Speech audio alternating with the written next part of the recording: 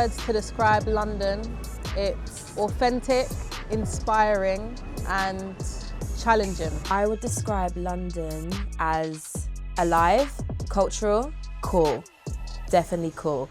To know that the world has got its eyes on London at the moment is exciting. I feel like London is like really a trailblazer when it comes to talent and sound and sonics and stuff like that. So I feel like we deserve this moment. The fact that young black women are so invisible in terms of media, just in any walk of life, it's quite scary because we've been alive and doing a lot of amazing things for years. There is like a pressure for women to sexualise themselves or portray themselves in a certain way to get more attention in the music industry, but I also just feel like that's just due to the male gaze in society. Like, women are often sexualised. I've noticed like the girl who probably has more, which is she doing her thing in it, that's totally up to her, totally fine, I'm not against it. But the girl that is, showing a bit more skin or is acting a bit more sexy is definitely the girl that is getting attention. My biggest challenge I personally have faced in being in the music industry is not that people are trying to shortchange me because I'm a woman. It's more so I have given an idea to one of maybe like my male team members to put forward or pitch.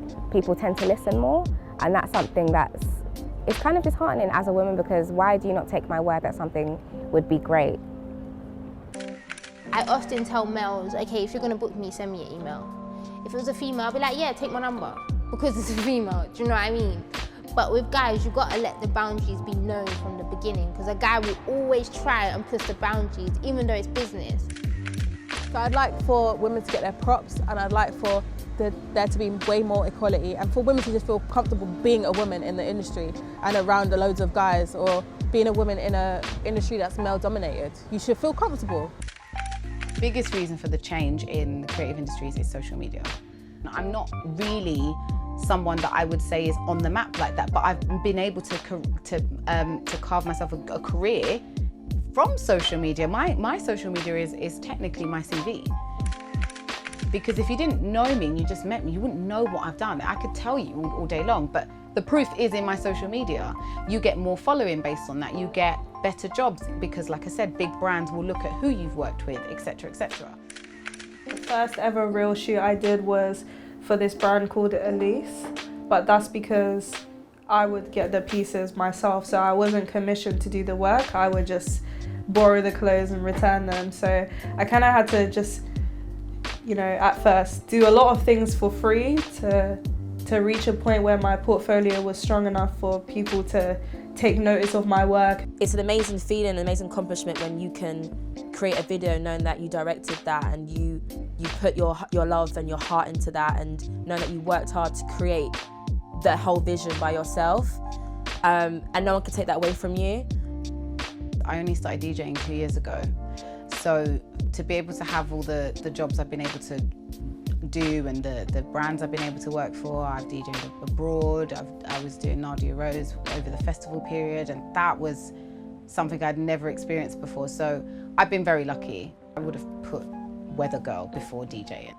And I think my favourite part is getting emails from like girls all over the world, or boys, whatever, like who tell me like that they like my work or I've inspired them to do something, and I think that is very rewarding. I do think women in the industry should come together more and say, all right, if you're dealing with this, like kind of like a union at work, but for the industry, if you're dealing with this, we'll help you get through it and we'll talk you through it.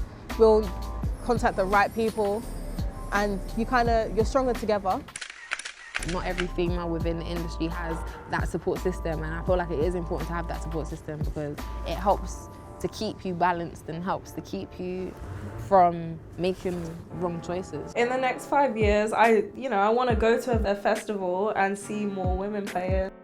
I wouldn't even mind going to a festival where it's only women playing, It's so exciting to see like so many female UK artists get the recognition they deserve. Each artist is so different, and that's what I appreciate about it the most. It's not just a generic sound. They've all got like little niches and little USPs. I just feel like women are are so great, and you know, they deserve so much more